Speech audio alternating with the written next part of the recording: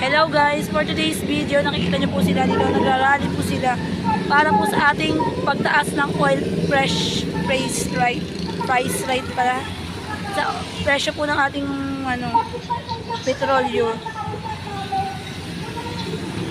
Ayan po, dito po sa tapat po ng crossing terminal, nagrarally po ang mga kabataan para sa oil price rate.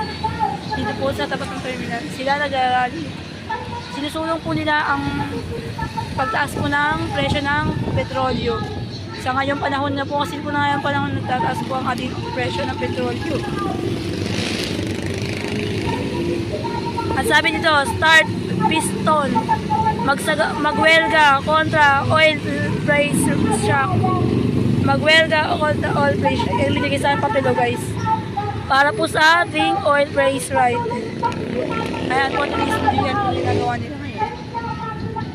Nagwewelga po sila para sa pagtaas ng ating presyo ng petrolyo for today's video.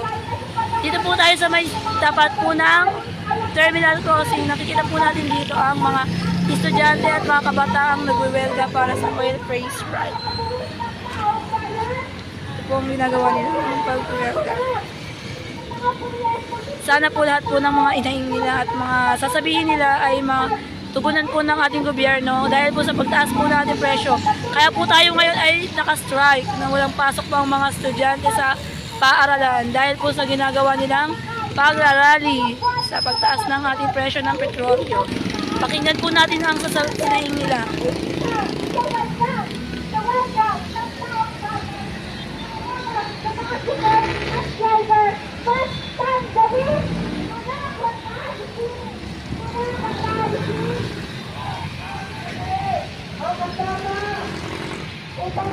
Upang tingnan po natin kung paano ang realista ng Estados Unidos ang mga Ayan guys, pakinggan niyo po yung mga sinasabi nila. dito sa ating kolorya. Tinatawagan po natin ang unit open, ang kasalukuyang tagapagsalita. Ito po ako sa may tapat ng ng mga inasal. Ito ako ng mga inasal. Crossing terminal. Mahal naman. Baka. Namaalam na pagsabi po, lahat na nakalimutan na kami. Mula yung pagkababa ng realista nyo. Kaya guys, for today's video, ito pong nakikita nyo ngayon dito sa may terminal crossing. Na pagtaas po ng oil price right, nagrarally po ang mga kabataan. Kaya good luck sa inyong pagrarally. See you! Sana matugunan naman yung pagrarally.